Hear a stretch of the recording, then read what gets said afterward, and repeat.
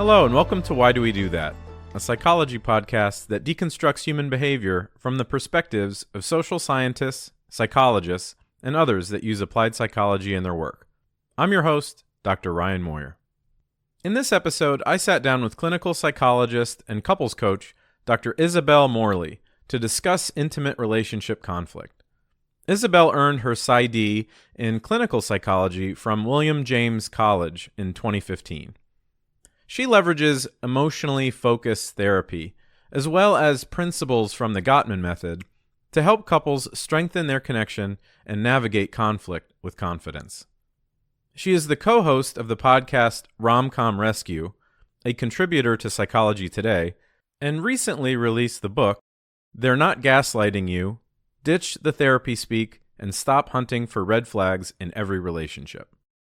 One of the most meaningful takeaways from my conversation with Isabelle was the importance of understanding how your past relationships, both parental and intimate, shape your default responses to conflict. She uses the term raw spots to describe areas of emotional vulnerability or hypersensitivity, often rooted in past hurts or unmet needs. These tender spots can color how we show up in moments of tension. Some people become reactive or aggressive, others turn passive and overly accommodating, and many avoid conflict altogether. While these strategies may have once served a protective purpose, relying too heavily on any one of them can undermine the development of a secure, connected relationship. Doing some detective work in examining your personal history with conflict can help you override old patterns and open the door to new, healthier ways of relating. Another key insight was how deeply corrosive defensiveness can be to conflict resolution. As children, it's common to experience all forms of criticism as personal attacks. But when that instinct follows us into adulthood, it becomes a barrier to connection. A more productive path forward is learning to stay open to feedback rather than immediately deflecting or disputing it. While it's true that some people engage in conflict to win rather than to repair, most partners simply want to feel heard, acknowledged, and cared for. No one enjoys being told they've caused harm, but the faster we can accept our impact, the more skilled we become at repairing ruptures and building trust. If you're feeling stuck in recurring conflict with your partner, this episode offers thoughtful insights and practical tools to help you move forward together. Enjoy. Okay, today I am joined by Isabelle Morley. Thank you so much for coming on today. Oh, thank you for having me. I was so excited when you reached out. I'm excited for our conversation. I'm excited as well. We're going to be talking about relationship conflict, in particular, intimate relationship conflict. Although I'm sure some of the skills will be able to be applied in more social relationships. As I was planning this conversation, I thought that we should separate talking about the light forms of conflict from the heavy conflict. It seems like those are two separate skill sets altogether. You know, if it's just the relationship is going well, how do you communicate more clearly versus, you know, some serious knockdown, drag out conflicts that are signaling like the end of the relationship. They seem like two separate topics. So I think we'll work our way from light to the more heavier topics and perhaps talk about some of the ideas in your new book, which is called They're Not Gaslighting You, Ditch the Therapy Speak, and Stop Hunting for Red Flags in Every Relationship. So why don't we start with an overview? What I wanted to get from you first is how important is selecting the right partner versus these conflict resolution skills that you work on in your practice and you talk about in your book a little bit? Because, you know, sometimes, you know, I've been in lots of serious relationships and I often feel like I'm applying these skills that I've learned over time and when they don't work, I'm like, well, am I in the right relationship? Because I have all these skills built up and I'm really trying and I'm really listening and I'm trying to validate my partner's experience. But sometimes I feel like it's like pouring water into a bucket with a hole in it, right? Mm-hmm. So Mm-hmm. before we get into conflict, what is your take on the importance of selecting the right partner in an intimate relationship? What a great question. Because I think people get confused about the answer. People think you have to find someone who has done all of the same work that they have done, who is fully healed and has the same skills.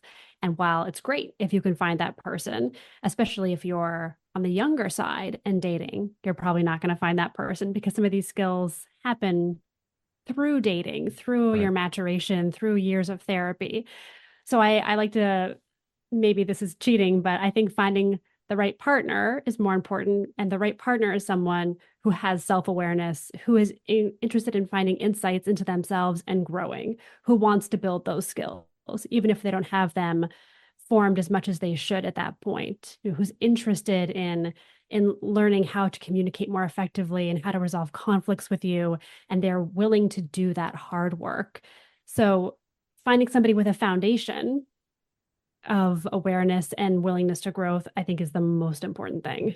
Yeah, you say self-awareness. Part of me thinks that that's related to, emotional intelligence in general. Again, that's kind of a big word, emotional Mm-hmm. intelligence, but um, uh, so to repeat what you're saying, it's not so much that they're experts in conflict, but you do want somebody that's at least open and flexible.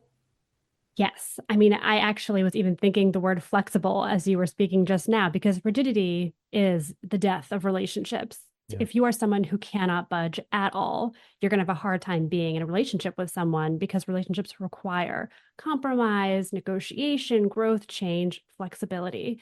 And so, back to the emotional awareness piece, what you're looking for is someone who says, I know I do this wrong in conflict. I know why. It comes from this childhood experience. Yeah. I shut down. I can tell that I don't do a good job in this way, and I'm willing to work on it. So they're not perfect.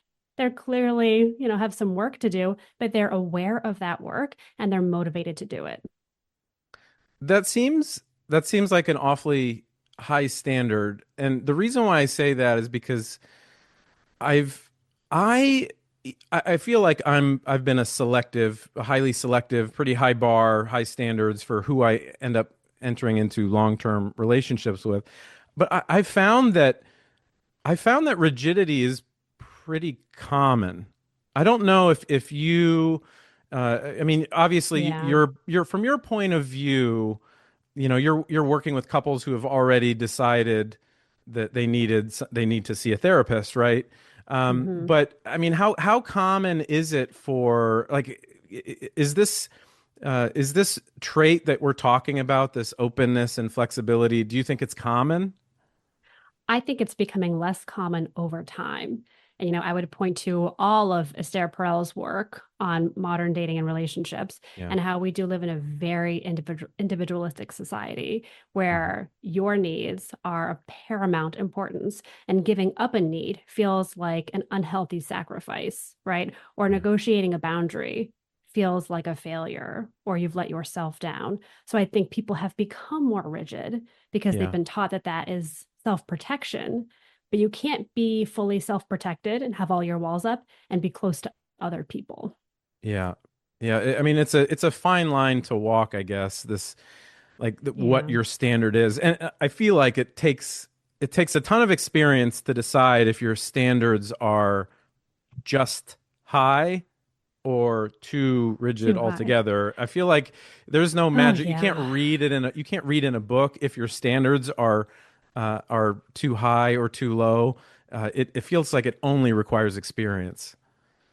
Yeah. I think we could find the too low line much easier, right? Like no one deserves to be in an abusive relationship. That is, I feel like, a clear line that everybody cognitively knows, it can be hard to see if you're in an abusive relationship, and it can distort your reality to the point where you feel like your standards were too high, or maybe the things that you think are happening aren't happening. And so it's not a standards issue. So that's obviously a whole new complex issue. But Right. um, I do think that people tend to be rigid and we tend to have a hard time being vulnerable with others.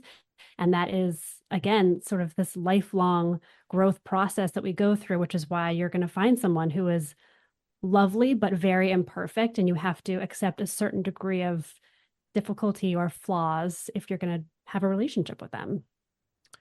Now, in your experience, would you be able to reduce relationship conflict down into a few basic ideas? Do you see very common themes? My mind goes to, you know, unrealistic expectations. That is a real broad idea. To me, it explains a ton of relationship conflict just under that umbrella.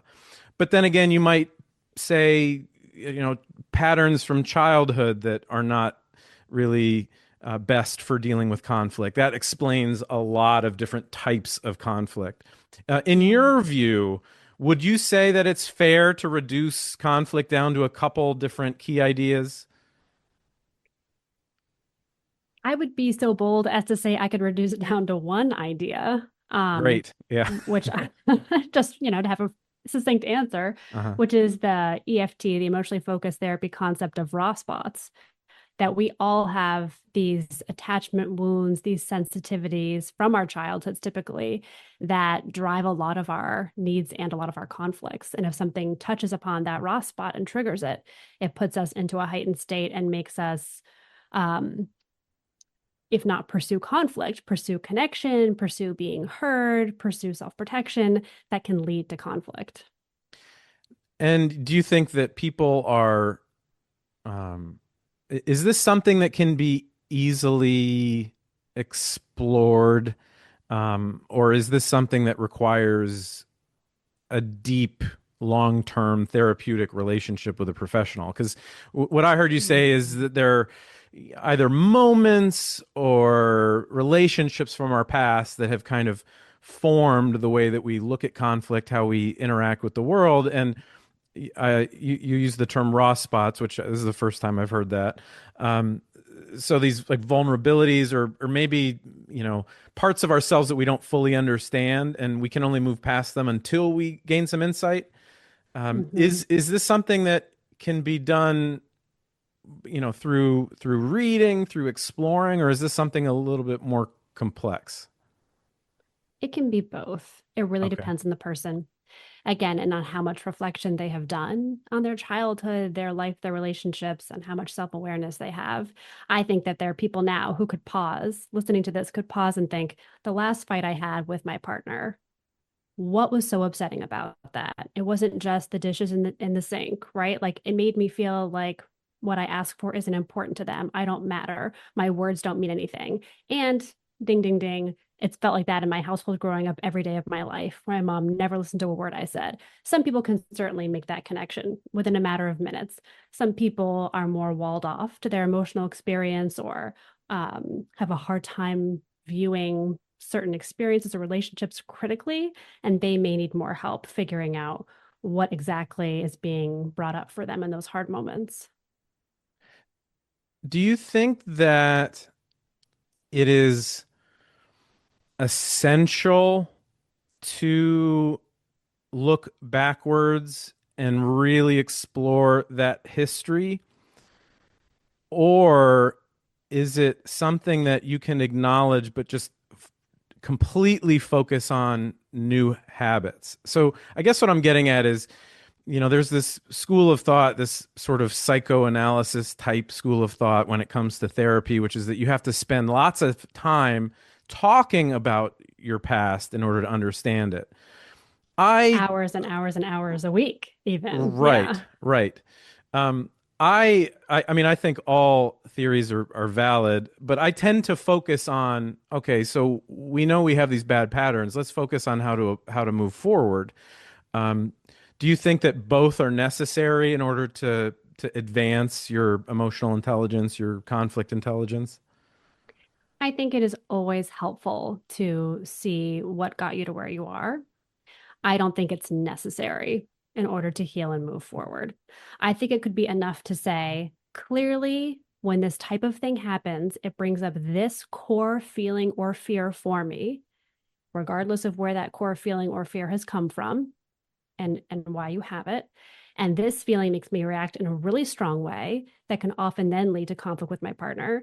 And this is a feeling that I have to be more aware of, learn how to manage, learn how to communicate more vulnerably so that I can have these conversations go differently. And that doesn't require you to, point to that one time your dad forgot to come to your game or whatever it might be. Right. Okay. So let's jump into discussing actual conflict. And as I Mm. mentioned previously, we'll start with some of the lighter conflict. We'll make this assumption that you're with the right Uh-huh. person, and you maybe have missteps. Maybe you have a perpetual type of conflict, conflict patterns, or something like that. Why don't we start with what healthy conflict looks like? Because I think it's pretty fair to say that relationships without any conflict are probably suspect. At least Yes. if it's a short-term relationship, it might be the getting to know each other phase when you don't really fight, and that's fine. But at some point, you're going to have a conflict of goals. But how would you Yes. define quote unquote healthy conflict? There's a few components to healthy conflict. So I would define it as a contained conversation where an issue or a disagreement is discussed, where empathy and validation is expressed, and where people stay regulated. I don't think it has to have a resolution. I don't think it has to have an apology. Like those aren't necessarily required for healthy conflict. They might be relevant for the conversation, in which case they should happen, but it should be contained. And by that, I mean, it should be that one issue or disagreement. I think a lot of healthy conflict turns into unhealthy conflict when it expands, when more issues are raised, when people get dysregulated, get more upset, start saying crueler things to each other, and then it really can get out of control. Healthy conflict is those things that I described. And then ideally, there's repair.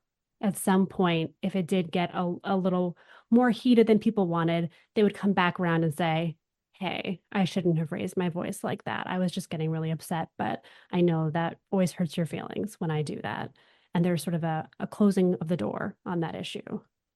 Yeah, so saying the word contained is what really interests me, because I think I can just summon a whole bunch of previous conflicts and previous relationships, and it seems like the common theme for conflict that kind of gets out of your control is when it bleeds into something else.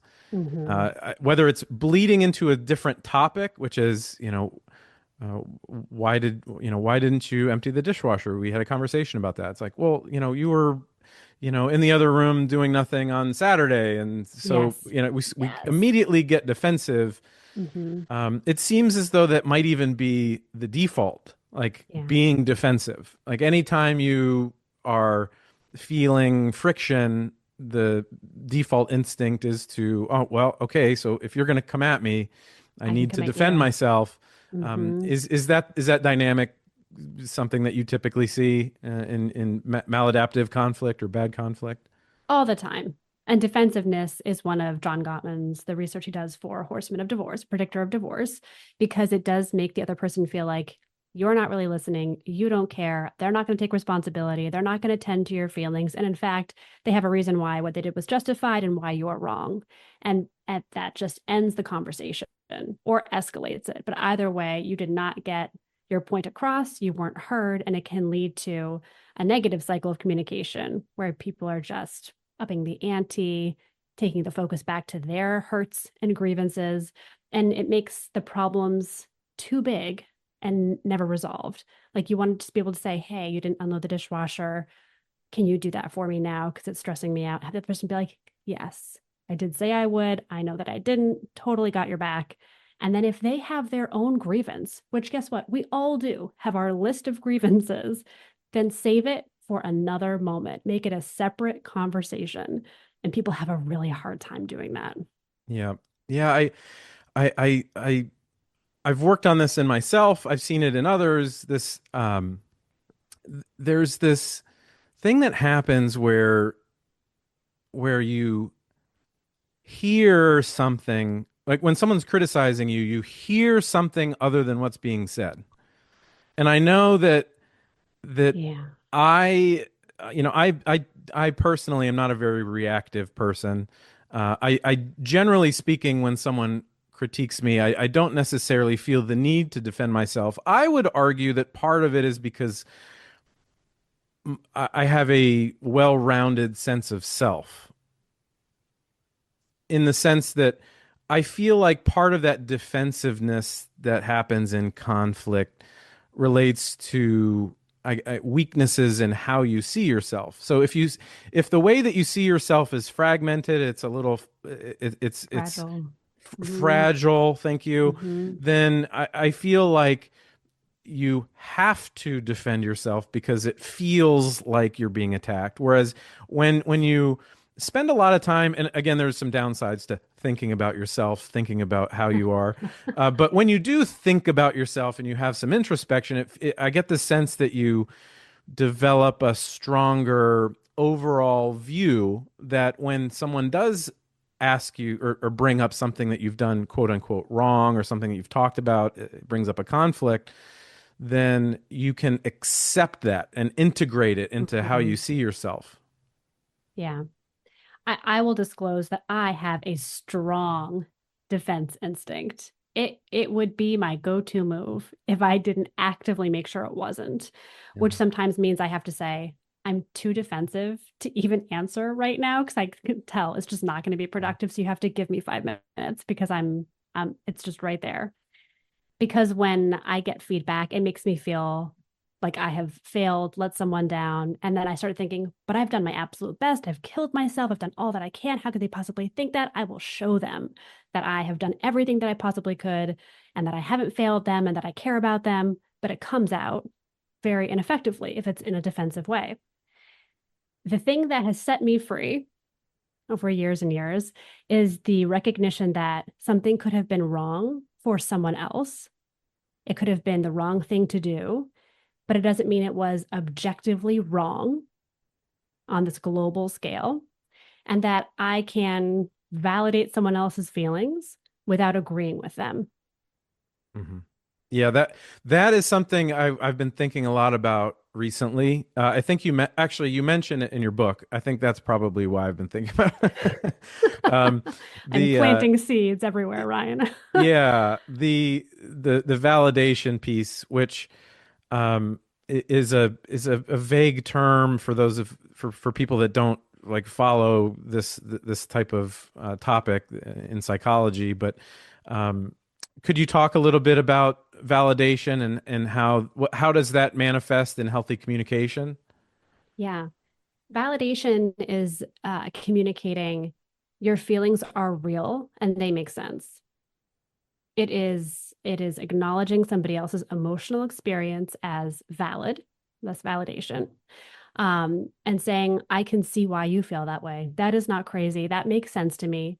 If I was in your shoes viewing it that way, I would probably feel similarly. I totally get it. And that must really suck. That must be really hard to feel that way. And you can say all of that without actually agreeing with why they feel the way that they do. And I try to teach my couples this as often as possible because we get hung up on but you shouldn't feel that way. Let me tell you why. Let me take your pain away because you shouldn't be upset that I was late because XYZ and there was traffic and you know how hard it is to find parking. That doesn't matter. What matters is they're feeling hurt, lonely, embarrassed. And all you have to do is say, I totally get why you feel hurt, lonely, embarrassed that I was late and you were left standing there by yourself with people walking by. That's all you have to do. Hmm. Now, so I completely have embraced this idea, especially in my current relationship. I'm getting married in November, so I'm very excited about that. But the sometimes it feels easy to validate because you actually understand the Yeah. situation and the picture that's being painted, right? Hmm. Other times it is incredibly difficult because you might be hearing a story from your partner that's a reaction that, so they might be reacting in a way that you never would. They might be saying Hmm. something you never would. They're they're holding something important that you don't think is very important. I feel like this story is more common when it comes to men hearing stories from women. I'm Hmm. not sure, but um, what is the hang up there? Like, what's the solution for having these conversations with your partner, trying to listen to them actively when the feeling in your body is disconnected? Like you don't feel like this is something that Is is hmm like is worth that. important, right? Not even important, but yeah, it Mhm. feels like the reaction is different from what you would have. That is when it can be so helpful if the other person is able to express more vulnerably what's going on. And often we just see anger during those moments. And if the person can say, I felt so embarrassed, I felt so abandoned, that is much easier to empathize with. But there are times when, yeah, the other person, you might think to yourself, like, this is so disproportionate to the situation, and I do not understand what is going Yeah. on right now. And in those situations, I would recommend saying, I see how upset you are. I can see that this has really, really gotten to you. I don't fully understand why it has made you this upset. And I want to know. Can you explain to me what's going on right now? Because I'm not totally getting it. And just lead with curiosity. So we've already kind of talked about some of these, what I'd like to call the tools in the conflict resolution toolbox. So validating emotions, being curious. Um, could you give us an overview of what other tools would you put in a conflict resolution toolbox? Honestly, I think I love the ones that you brought up. Those are, I think, the most important. I would put respectful communication on there, which means um, nothing that would count as verbal abuse for sure, but no sarcasm, no mocking the other person or imitating them, no swearing. I would say no passive aggression or even sort of catastrophizing or um, twisting other people's words. You have to stay kind and respectful in how you're talking to the other person. Now, would you also say what would you do in these cases? Because I've been in conflicts with romantic partners, and I've received my fair share of disrespectful language. But sometimes it feels like if I pump the brakes and say I'm not going to tolerate, I set a boundary. Mm-hmm. I'm not gonna talk to you if you're gonna use that tone or that language. Sometimes it feels like it's just cutting off. It stops the conflict. It stops the whole flow.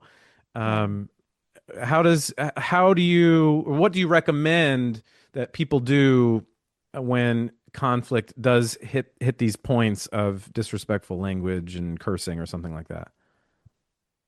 I would give the other person a chance, and honestly, maybe a few, depending on how important they are to you and how bad the language has gotten. But I would, before I say like this is over for now, I would start with, hey, can you not call me names during this conversation? Can you not? I know you're imitating me. It really hurts me and it makes me disengage from this. Can you not do that? And can we try to do this in a calmer way? And if they up the ante in their disrespectful language or they can't do it, then I think it's fair to set the boundary and maybe talk about the respectful language piece when you're calm and not in the middle of conflict. And people who engage, especially in emotionally escalated language, will have a very hard time stopping because they are desperate to be understood. They're desperate for connection. They're desperate for a reaction. And so asking them to like sit with their feelings by themselves for an hour is incredibly painful to them. But it still might be what's best for them and for the two of you so that you don't continue in a really unproductive conversation. Yeah, I've had mixed experiences trying to manage this, especially the heated emotions. I mean, it's a fine line between emotions getting involved and escalating. Your heart rate goes up. You can feel your blood pumping a little bit in having an argument, but that sometimes I've made the decision like we need to hit pause and circle back to this when the emotions come down.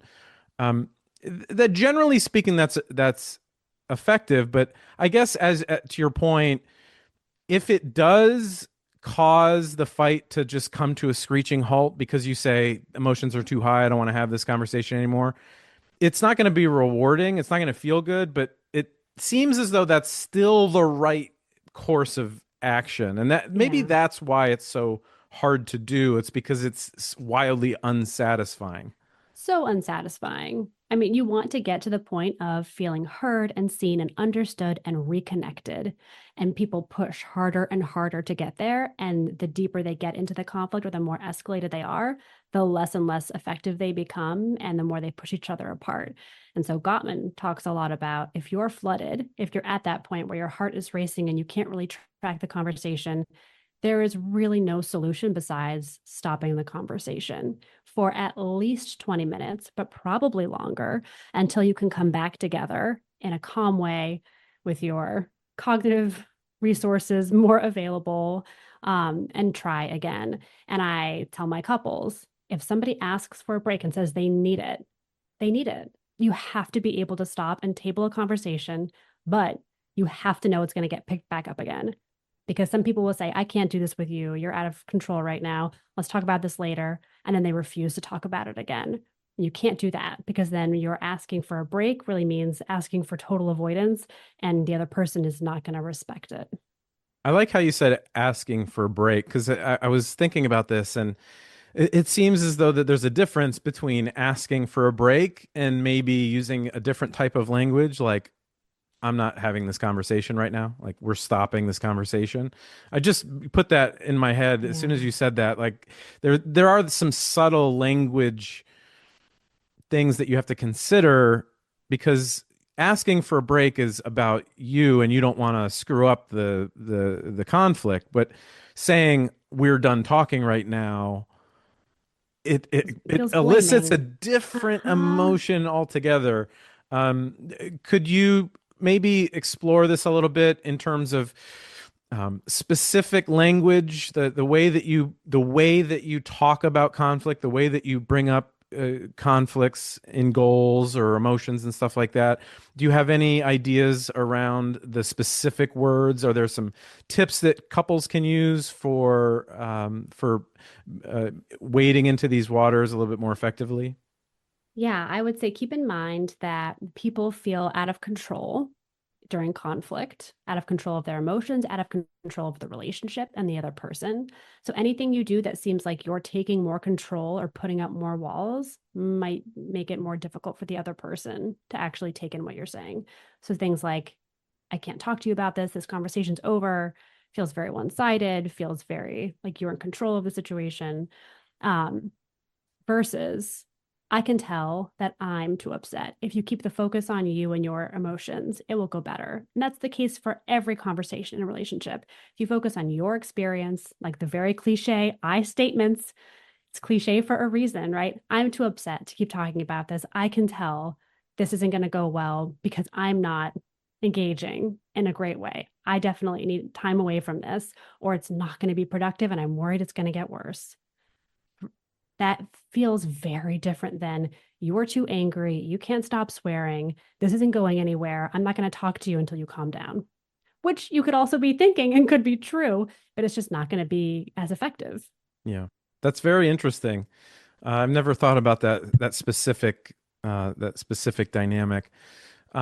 Let's talk a little bit more about expectations. That is a particularly interesting topic to me. I feel like if I were forced to condense conflict down to one idea, you had mentioned. So your example was earlier experiences. I would put that into the box of expectations, and not Mm. necessarily unrealistic, but just expectations and not being flexible with them. In my current relationship, when I was dating my now fiance, I told her that we have this that I have this idea that I have to put my expectations into three categories. So I told Mm. her, so there's deal breakers, which are the serious ones. That's basically, no compromise there. There weren't many in that, maybe substance use or someone being overly religious, I think was in there. Um, but those are the deal breakers in terms of expectations. And then I told her about a different category, which is problems, which are things that are actual worthy of a conversation, things that are going to affect me negatively that we have to talk about, something that I'm not going to get over. At the same Mm. time, problem doesn't mean deal breaker. It just means I'm notifying you that this is bothering me. And I have that middle category of problems because I wanted to differentiate between the third category, which is just preferences. Because Yes. people like me, I have tons of ideas. My brain's always going. So I have lots of preferences, but preferences are much more innocuous compared to problems. Preferences Hmm. um, Malleable. yeah, they're malleable. They are really, I like the show The Office. That doesn't mean that you have to like the show The Office. It's not a problem, right? Yeah. And I feel like applying this language has helped my fiance and I understand where we need to focus our attention, where we don't need to focus our attention. Um, I would like to hear your thoughts on how couples can manage expectations. I think that's a fantastic framework, actually. I have never heard it discussed in that way, but I think it's right on point. People have an idea of what they need in a partner, what kind of life they need to live, what people will contribute to the household, and then they run into disappointments and have to navigate them. And there are some things you shouldn't bend on and some things that you will have to compromise or shift. So I think that is a really great way of explaining why conflict can occur. And I wish couples did that on the onset of dating and considered what those categories were for them and talked about it.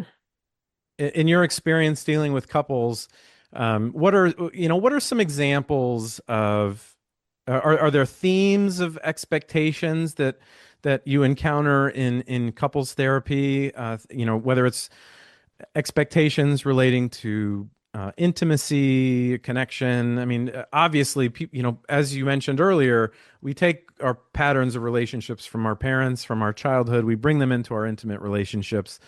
And there probably, I would imagine there are some themes in terms of how people expect to be treated by others that may contribute to conflict. I'm not sure how you feel about that.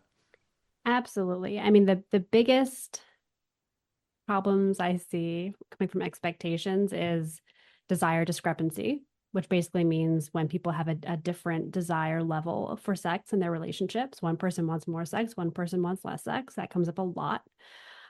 Division of household tasks is a common Yeah, conversation. yeah. Parenting and time spent together and scheduling are the heavy hitters. And it's sort of thinking through this list, and I would never romanticize the past and like the olden days were so great because gender roles were so clear. I'm not in that camp, but roles were clear, if unequal and unfair. And suddenly we have to negotiate everything. And you have to find someone who is looking for the same division of labor or who's okay with being the only breadwinner or who isn't okay with that. And you have to have so many more conversations than was previously the case. And I think everyone is in part still catching up to having these conversations and what it looks like to be Mhm. two equal parents. Everybody is doing the feedings, everyone is figuring out bedtime when before it was just understood. The wife is doing anything child related, and that's that. So I think it's been a really interesting transition that we're all going through as society evolves. Yeah, it's interesting because the clarity was always the advantage. That was the there you could Yeah. attack the as you mentioned the social roles all day long, but the clarity part, the established roles, even the roles and how they gear their traditional gender roles, in my opinion, they do lean towards the strength of men and the strength of women in terms of the caretaking piece or the empathy piece as it relates to child rearing, the grind your teeth and go to work part and stuff like that. I feel like is geared more towards the males, but as you said, the clarity part, that's what we don't want to throw out because that was a big advantage. And you're right, we have not really caught up to that at this point, having to have these conversations in 2025.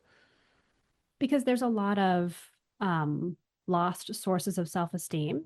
Like I think a lot of men feel like they lost their way of contributing to the household and showing their worth. And it used to be really based in having a great job and making money and just providing for the family.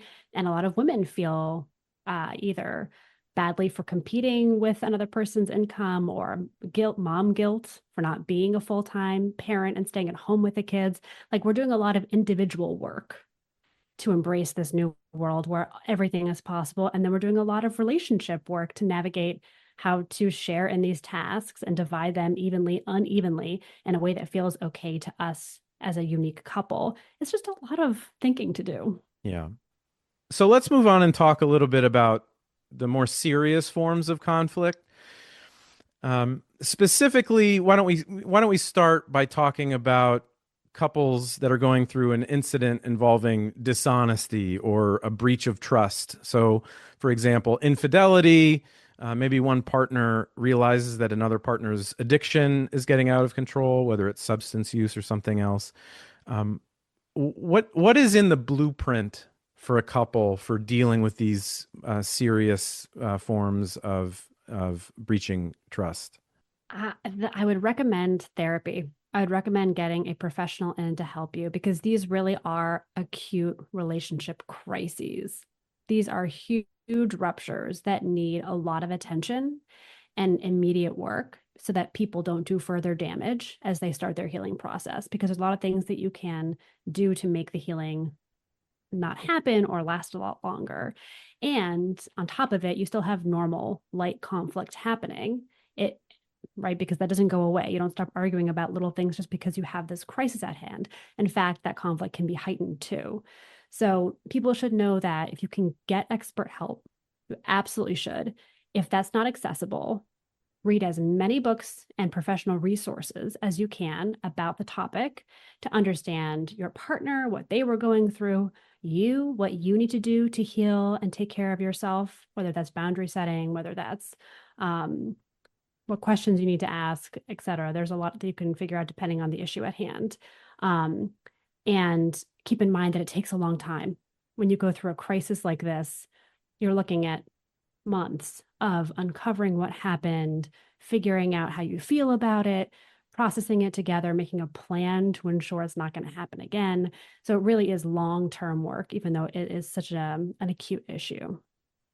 Yeah, I think it's what's interesting about your recommendation is like it acknowledges that even if you're really good at conflict in your relationship, these types of things infuse so much emotion into them that the tools that you use to break down a conflict can completely rupture. So, for example, like I like the idea that in every small conflict, you try to see your role in it, right? What could you have done differently for this small conflict? It gets a lot more difficult to apply that when you're in when it's an act of infidelity because what was my role, even though intellectually you may in therapy get to understand what your role Mm-hmm. was, if you just try to accept like half the share of responsibility, you're going to eat yourself, Yeah. you're going to eat your own brain. Yeah. So it makes sense that seeing a professional would help. What are the types of things that you think, what are the types of moments that you see in therapy with couples that that signal that it might be getting better, that there's some healing going on? If the person who has transgressed takes accountability and is honest from that point on, that is one of the most important things, because what's happened in any of these scenarios is trust has been totally lost. Right. And you have to start rebuilding that trust as soon as you possibly can for the relationship to have a chance. So when you see someone take responsibility, acknowledge that they need to address the issue at hand and actively do things, whether that's going to AA right away, whether that's cutting off communication with the affair partner. When you see someone investing in the relationship, it rebuilds trust. That is one of the most important things. And now, as you say that, so on the other side of that coin, not taking accountability, that should be a red flag, even from early stages of the relationship. How quickly do you recommend people abandon ship, so to speak, if you are working with them and you realize their partner is taking zero accountability? Because I know if it were just me giving advice, I would say you're dead in the water, but I'm not a Um, professional, and I'm not gonna represent that as professional advice. But it seems as though if you're in a relationship and they have done something to hurt your emotions, and they're not even accepting the fact that it's okay that you're hurt from their actions. To me, that seems like I would put that in the deal breaker category. Like, yeah. this is not moving forward. Yeah. Personally, I would too.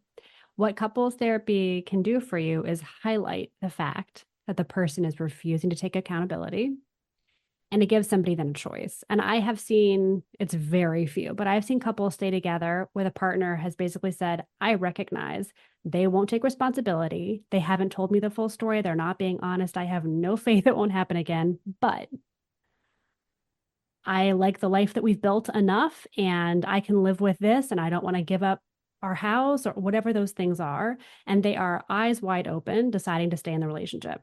I wouldn't want that for myself. I don't think I'd want that for any of my clients, but sometimes that is the choice people make. And if they make it knowingly, that is an outcome that can happen. But more often, I really want people to see if their partner can't or refuses to do their piece of the work, that there's nothing else that I can do to help them move forward. In that case, there's no real healing that can happen because the first step hasn't been completed. So, as I've been prepping this conversation, I've talked to a few people, and one of the common things that people want me to ask about conflict is, are there features of a conflict that would suggest that the relationship is falling apart? So are there things that you would say that if they pop up in your conflict, whether it's presumably a long repeating conflict, that Mhm. that it's a harbinger of things to come. It's not just conflict escalating, it's something more serious. So Gottman has his four predictors of divorce, and I would point to those. I would add that from what I've seen, when people lose empathy for each other, when they see the worst version of the other person, what Gottman calls negative sentiment override, or what Terry Real calls core negative image, you just see your partner as this evil enemy and you forget all the good parts of them. It is very hard to get back from that place if you are in it all of the time. And some people have decided that they're done, perhaps unconsciously, and are just looking for evidence to validate that decision. And you can kind of see it in how they fight, that they're just digging and they're looking for more reasons why you're unreasonable, why your feelings are too big, why you're emotionally inaccessible, to help them feel better about leaving the relationship. It's very subtle, but you can tell when people are fighting to be right, to win, or fighting to get evidence versus fighting to connect because they really want to understand and they want to make things better. So people should uh, listen to their gut a little bit more. It sounds like, because it's I think for people that are generally, I don't know, maybe I would say overthinking, overthinkers might feel like I don't want to be around this person, but I don't know. Is that me? Am I, overly emphasizing these negative events? Am I just focusing on the negatives? Maybe why, I'm not being optimistic, right? I'm just being pessimistic. I need to be more optimistic. And Mhm. that strikes me as something that would happen and would take somebody away from realizing that original feeling was probably the guiding light. Yeah, I think especially if you've tried pretty hard and done your piece of it, taken responsibility for your part, recognized how you could be better, offered olive branches, and it's not changing. The conflict isn't changing. In fact, if it's worsening or it's becoming more frequent, Mhm. yeah, I think that you can only do so much. And in my book, I talk about toxic and how it means nothing and everything. But I will say, like, some people are just in a toxic dynamic. They cannot get out of it. It is not working for them. And you do just need to listen to your intuition and sense if I'm trying everything and it's still not working, it's okay to stop trying. Yeah, you mentioned your book. You spend a lot of time in your book talking about differences between what you may call abusive behavior and ordinary bad behavior. The book itself is about weaponizing therapy speak, and that kind of folds into this. But as you discuss these terms in your book, a lot of them are serious diagnoses. They're serious behaviors, Mhm. gaslighting in particular. Could you talk about the difference between what we should consider an abusive relationship versus just ordinary behavior that is bad? It can be a really hard line to see. And I acknowledge that. Even as a couples therapist assessing it, it can be hard to see. Abusive relationships have a dynamic where one person is attempting to gain power and control over the other, whether consciously or not. And so they engage in behaviors to keep the other person close to them. They manipulate them, they try to isolate them from others, and they try to have power over the other person. Bad behavior is when people are upset and they are responding from a self protective place, but they can recognize that it's not good, that it wasn't effective, that it was damaging, that they have to work on it, have to change. They can apologize after, and they actually then do the work, right? They read the book, they go to therapy, they recognize and acknowledge and apologize every time it happens in a genuine, authentic way. And again, that line is hard to know because we don't always know people's intentions, but over time it becomes clear. The cycle of abuse shows itself. Okay. Now, gaslighting in particular, it's a behavior that I think folds under this category of abuse, and at least a form of verbal abuse, I guess you could say. Um, but This is 2025, and there is tons of social media content that talks about these therapy terms, and gaslighting is probably one. I mean, it made the title of your book. Could you talk about gaslighting and how it's misused versus how it should be used? So, gaslighting is not even really a clinical term. It's a term born from a film that now has represented an abusive behavior that is very real, where somebody tries to make you question your perception of reality, says that things happened, didn't happen, makes you feel like you're going insane, makes you think you're crazy, and where you lose all self trust. And it can be very insidious. It can be very subtle things. It can be lies, weaving into lies, so that you really feel like you're living in this other person's reality and you don't know what's going on because what you think is happening is apparently not happening. It is so damaging to people who experience it. And I have seen people out of relationships trying to regain that sense of their own reality because they have been talked out of it for so long. People misunderstand gaslighting and that they think whenever someone disagrees with their memory of events or invalidates their feelings, that's gaslighting. And that can be gaslighting or a part of gaslighting, but it's not automatically gaslighting. Mhm. Given this, we talk so much about the language to use to have effective conflict. Your book focuses on weaponizing certain terms that are associated with therapy. Um, and what's sinister about them is like if you are reading books on conflict, you're reading books on therapy, you might think that you're using them correctly when having conflict with your partner.